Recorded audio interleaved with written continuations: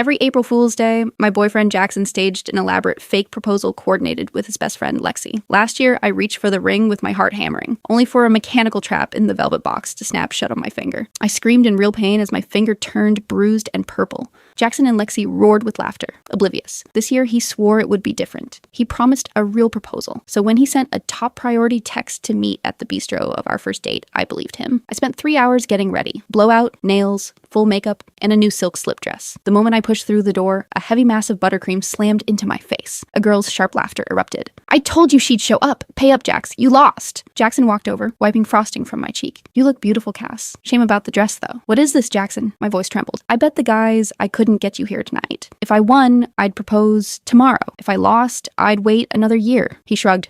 Since you showed up, we're not getting married this year either." I looked him dead in the eye. "So you know what tomorrow is?" "Of course. Our 6-year anniversary. How could I forget?" The sticky sweetness felt suffocating. Our anniversary would always come second to a prank, and I would always come second to Lexi. I slid off the simple silver promise ring. "Then we're done. We're breaking up." The ring hit the hardwood with a sharp clink, silencing the room. "Don't do this, Cassie. It's just a little cake. Lexi used to play way rougher. She's being restrained for your sake."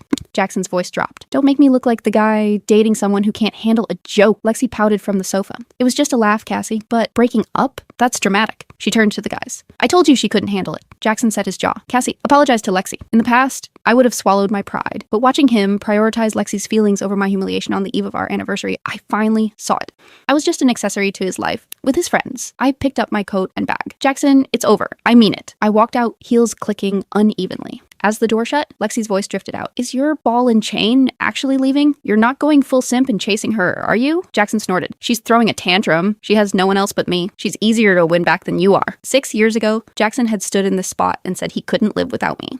When I was 15, my parents remarried and started new families, leaving me as unwanted baggage. Terrified of intimacy and loss, I turned him down 5 times. The 6th time, a man followed me home. Jackson tackled him, fracturing his own wrist. In the ER, eyes red, he whispered, "Cassie, why won't you let me protect you?" That night at the bistro, when I said yes, he spun me around and swore I would never be lonely again. Now he was reopening every wound I'd tried to heal. I pulled out my phone and accepted the transfer offer to corporate headquarters in Chicago. "Jackson, I'm not as easy to win back as you think, and I don't need you to protect me anymore." I returned to our apartment, scrubbed the frosting off until my skin was raw, and packed 2 suitcases. At 3 a.m., as I headed for the door, Jackson walked in smelling of bourbon, carrying a passed-out Lexi. He dumped her on the sofa. "Glad you're still up. She's wasted. Make her some ginger tea." I didn't move. I remembered the night he came home sick and I burned my arms making soup. He had banned me from the kitchen and hung a "Caution Cassie Free Zone" sign. I tossed the sign in the trash. "I'm not your maid, Jackson." He lunged, grabbing my wrist and pinning me against the door.